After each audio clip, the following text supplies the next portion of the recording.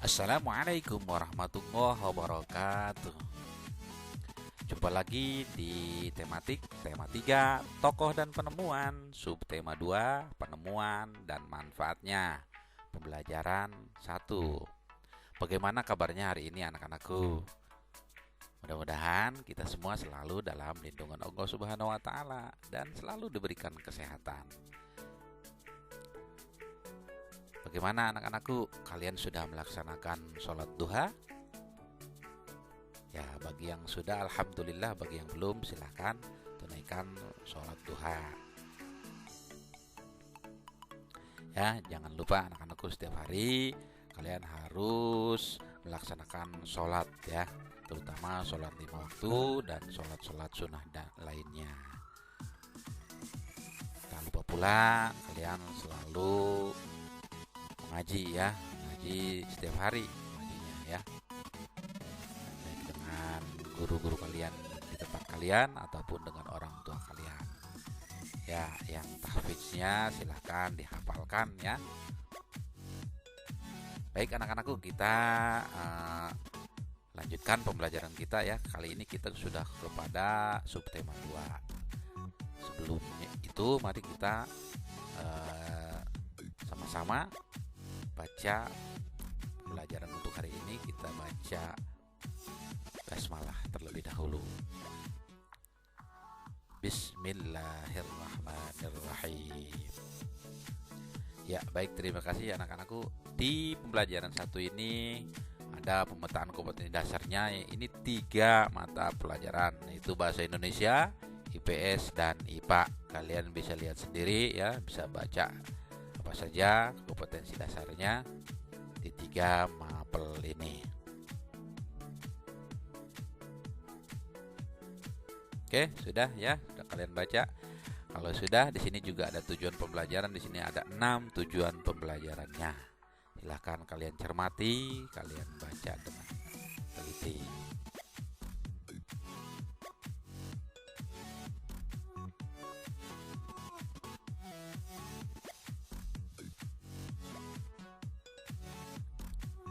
Oke, itulah tujuan pelajaran di pembelajaran 1 subtema 2 ini.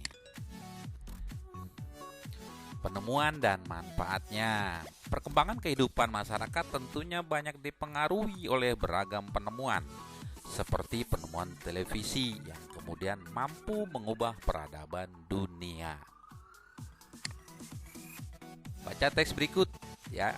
Si kotak ajaib. John Logie Bates lahir di Skotlandia 13 Agustus 1888. Ia adalah penemu yang pada kesempatan itu untuk pertama kalinya menunjukkan bahwa gambar hidup dapat ditransmisikan melalui pesawat yang sekarang dikenal sebagai televisi. Bates mendemonstrasikan televisi di depan para bapak-bapak dan ibu-ibu di Royal Institute London yang pertama kalinya pada tahun 1925. Seiring dengan perkembangan teknologi, lalu televisi kemudian terus berkembang hingga menjadi semakin canggih seperti saat ini. Prinsip kerja televisi secara umum adalah mengubah sinyal elektronik dan magnetik menjadi gambar dan suara. Sinyal tersebut berupa gelombang elektromagnetik, yaitu gelombang yang terdiri atas medan magnet dan medan listrik. Gelombang elektromagnet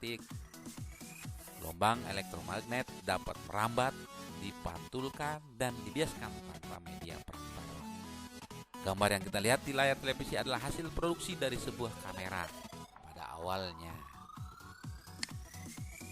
Objek gambar yang ditangkap kamera akan diubah menjadi sinyal gelombang elektromagnetik. Sinyal tersebut akan ditransmisikan oleh pemancar ke pusat penerima pada televisi. Pesawat televisi akan mengubah sinyal yang diterima menjadi objek gambar yang utuh sesuai dengan objek yang ditransmisikan dalam bentuk hitam putih atau berwarna. Jadi, televisi adalah sebuah media telekomunikasi yang berfungsi sebagai penerima siaran gambar bergerak beserta suara. Kata televisi merupakan gabungan dari bahasa Yunani, tele artinya jauh, dan bahasa Latin, visio artinya penglihatan.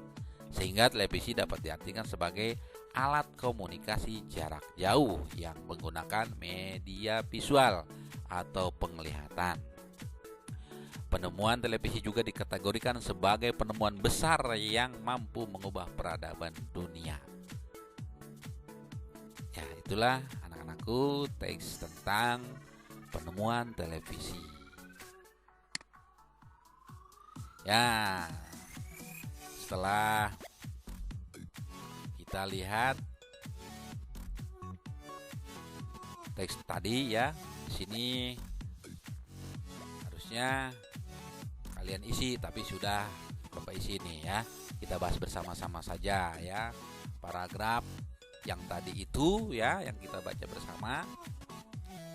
Topik masalahnya apa ya?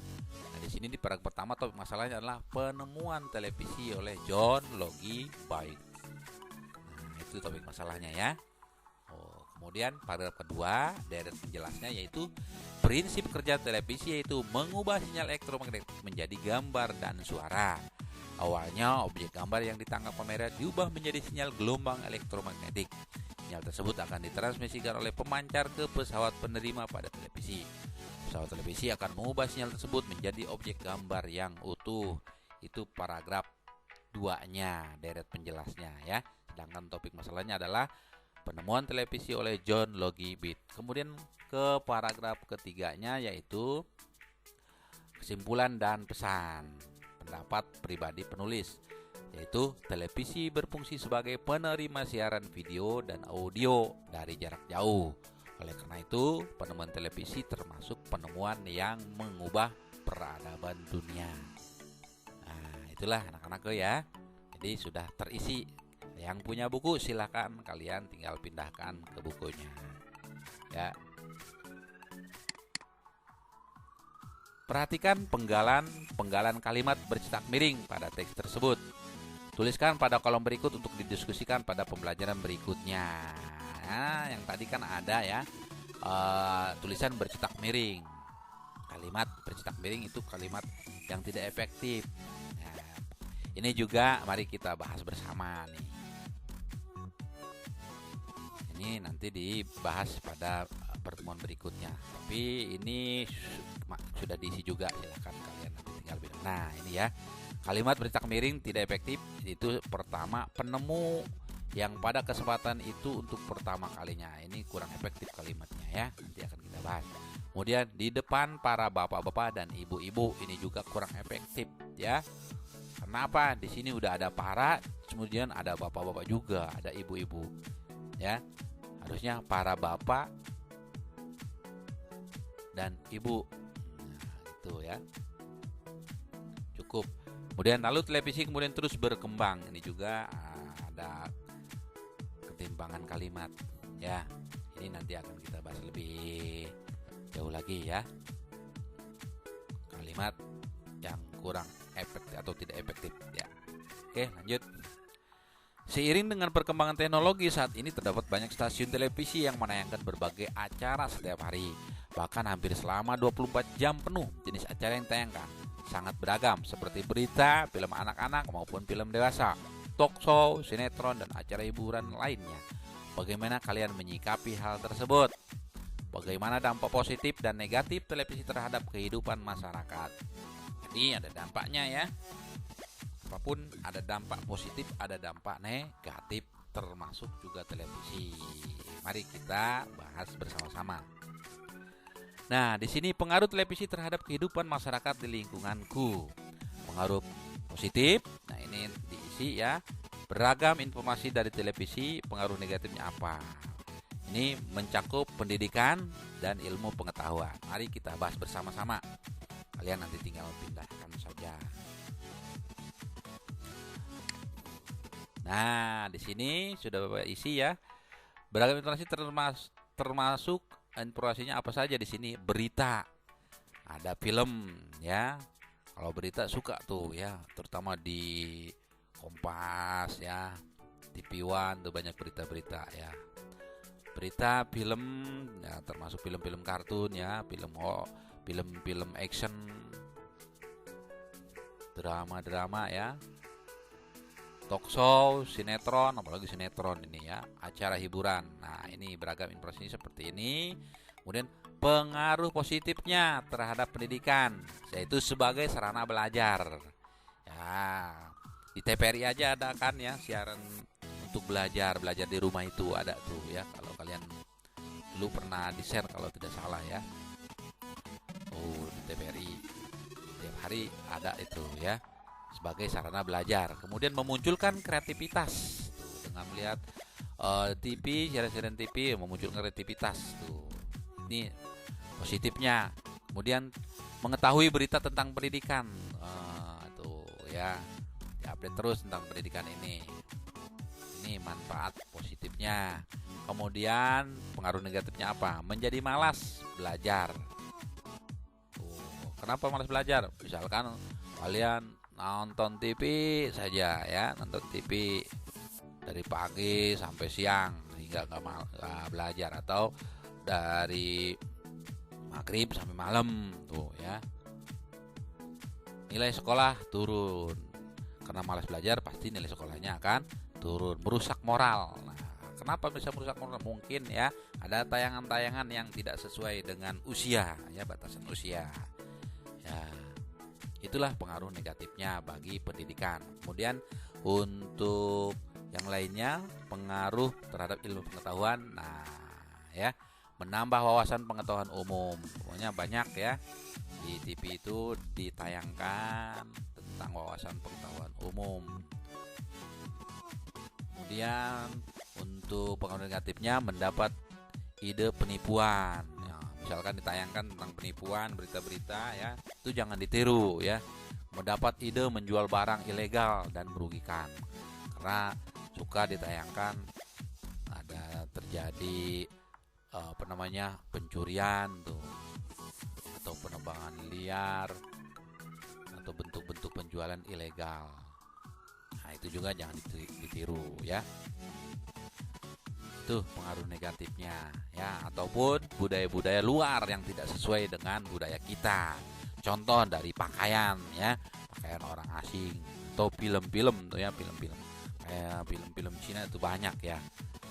Itu jangan ditiru ya, itu tidak cocok dengan budaya kita. Itu yang merugikan kita ya, dari segi pakaian, penampilannya tuh ya. Oke.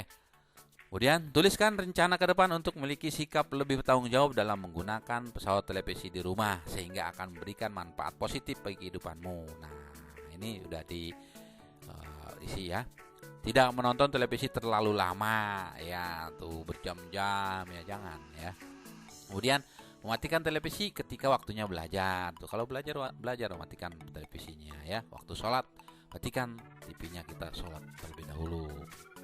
Ya, bantu orang tua ya, jangan lihat TV mulu, kita bantu dulu orang tua ya.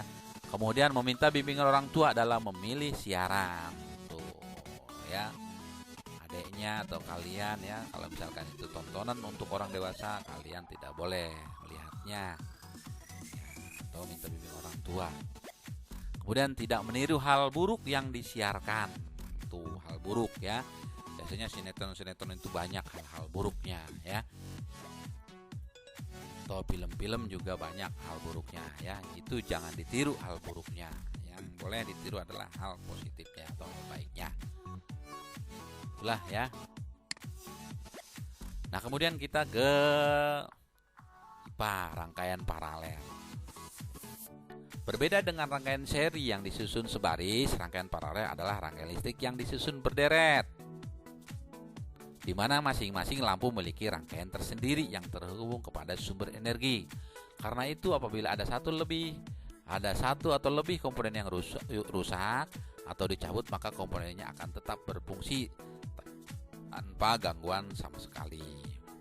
Nah, ini ya, kalau ini rangkaian seri, kalau ini rangkaian paralel. Perbedaannya apa? Perbedaannya, rangkaian seri ini kalau ini dimatikan satu, ini akan mati semua ya.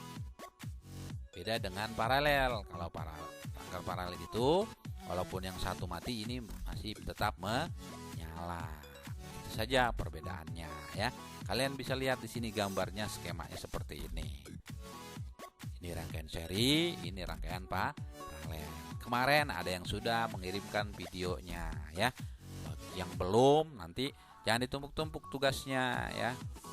Boleh lah ya kalau kalian ada kesempatan ya, baik itu biayanya, dananya ataupun memadai lah, silahkan dipraktekkan ya. Nah, untuk rangkaian paralel ini seperti ini tuh ya. Bisa dimengerti ya, dipahami ya, rangkaian seri dan rangkaian paralel. Di video yang terdahulu sudah Bapak share ya, sudah Bapak bagikan bagaimana tentang sistem listrik ini ya, atau rangkaian-rangkaian baik seri maupun paralel ya. Udah, boleh kalian review kembali. Nah, kemudian ayo menulis, buatlah laporan dari percobaan membuat rangkaian paralel sederhana yang kamu lakukan. Laporan kegiatan percobaan ya, yang kemarin sudah membuat rangkaian seri ya, itu tinggal dimodif aja ya, tinggal dirubah ya. Jadilah itu akan menjadi rangkaian paralel. Silahkan yang mau mempraktekkan, nanti ini kalian tulis laporan kegiatan percobaannya ya. Kenapa? Nanti juga di pembelajaran berikutnya nanti ada juga membuat traffic light ya, membuat rangkaian lampu juga. Ya, anak-anak itu ya. Nah, ada langkah kerjanya, ada kesimpulannya ya.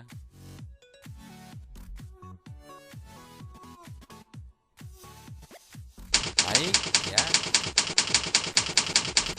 Sampai di sini pelajaran hari ini, mudah-mudahan bermanfaat ya.